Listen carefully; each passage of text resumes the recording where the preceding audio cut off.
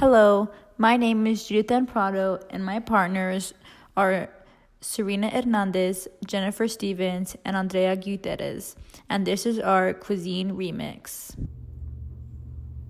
Hi, this is Serena Hernandez, and my country is Japan. Today in our recipe, we'll be using spinach, which is similar to Japanese mustard spinach known as kamatsuna. Kamatsuna is grown and consumed mostly in Japan, China, Taiwan, and Korea. It is the same as spinach, containing many important nutrients and vitamins such as beta, carotene, calcium, and vitamins A, B2, C, and K. Like other members of the Brassica family, it is prized for its potential cancer-fighting effects from the presence of glucosinolates. Kamatsuna, although is not a true spinach, not having the same bitterness taste, it is actually from the mustard family and is a relative of turnips, cabbage, ripini, and bok choy. Kamatsuna has a wide range of cooking applications dictated by the leaves' maturity upon harvest. When young, the leaves are very tender and can be used raw in salads and spring rolls, or lightly sautéed in stir-fries and wilted in pasta dishes. As the plant grows, the stem develops a hardier texture and requires a longer cooking time to become tender. As the plant grows, the stem develops a hardier texture and requires longer cooking time to become tender. Full mature kamatsuna may be preserved as a pickled vegetable and is also added in soup and stew or braised with aromatics such as ginger, garlic, and scallion. Other complementary flavors include tuna, shrimp, salmon, crab, ham, smoked meats, sesame, soy, rice, wine, vinegar, mirin, miso, lemon, chili, peppers, and cream.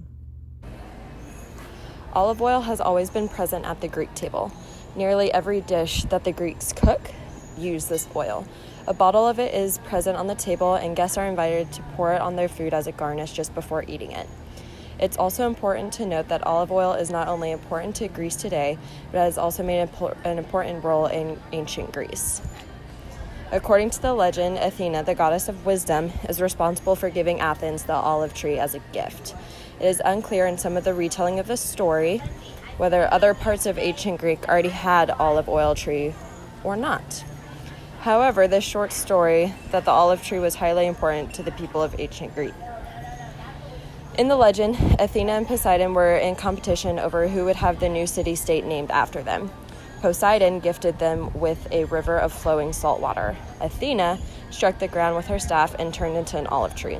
Since the olive tree provided wood, nourishment, and trade, Athena won the contest. This meant that she also became their patron goddess, which is ultimately why the Parthenon was built.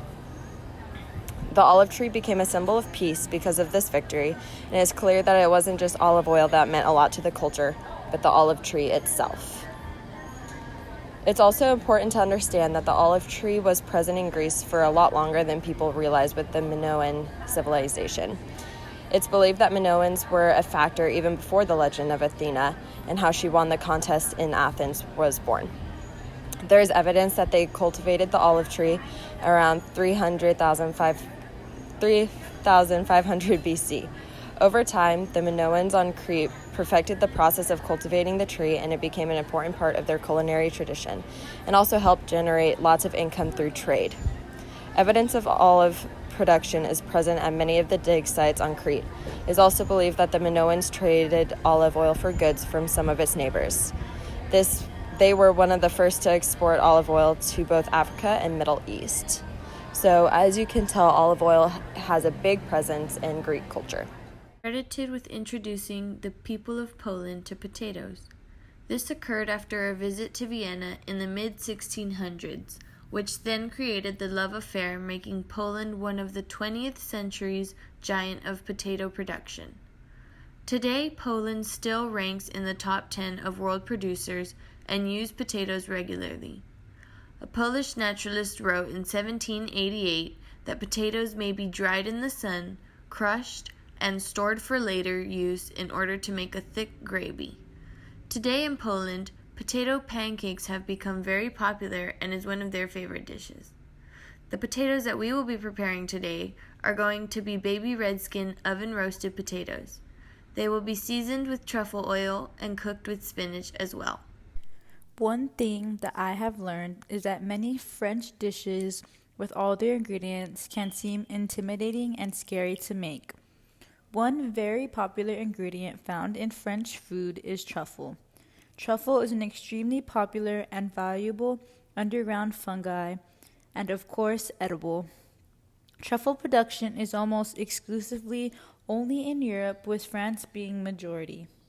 In fact, France has the largest truffle market in the world. But because truffle is so expensive and valuable, we will only be using it in the form of oil, which is truffle oil. Popular dishes that include truffle are omelette au truffle, foyer gras with truffles, la salade truffle. Hello everyone, today we're going to be making truffle oil roast potatoes and spinach. Here we have the olive oil, black pepper, truffle oil, sea salt, red potatoes, and garlic.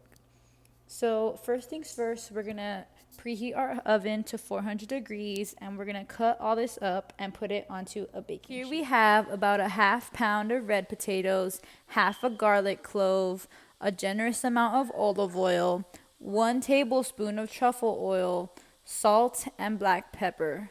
We're going to put this in the oven for 20 to 30 minutes. Next part, we are going to heat oil over medium-high heat at the garlic before it turns brown, and then add a handful of spinach. Here is the final product. Thank you, and I hope you enjoyed.